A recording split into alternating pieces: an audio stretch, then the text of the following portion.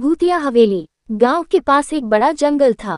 उसी जंगल के किनारे पर दो दोस्त अमन और रवि रहते थे। अमन एक किसान का बेटा था और रवि एक बढ़ई का बेटा।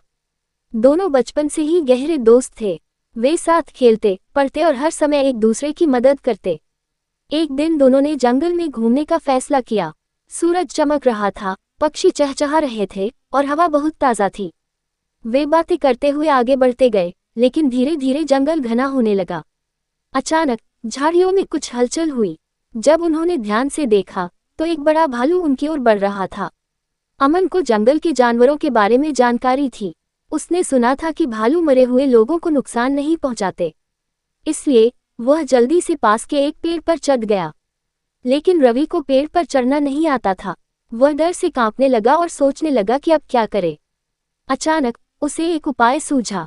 वह जमीन पर लेट गया और सांस रोककर मरने का नाटक करने लगा।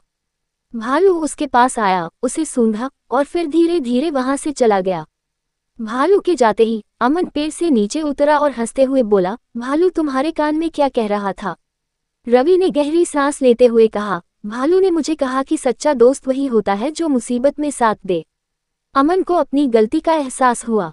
उसने शर्मिंदा होकर रवि से माफी मांगी और वादा किया कि अब कभी उसे अकेला नहीं छोड़ेगा।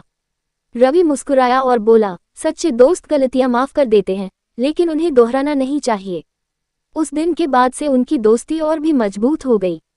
दोनों ने समझ लिया कि सच्ची दोस्ती का मतलब सिर्फ खुशियों में साथ रहना नहीं, बल्कि मुसीबतों में भी एक दूसरे का साथ निभाना है। शिक्षा: सच्चा दोस्त वही होता है जो अच्छे और बुरे दोनों समय में साथ खड़ा रहे।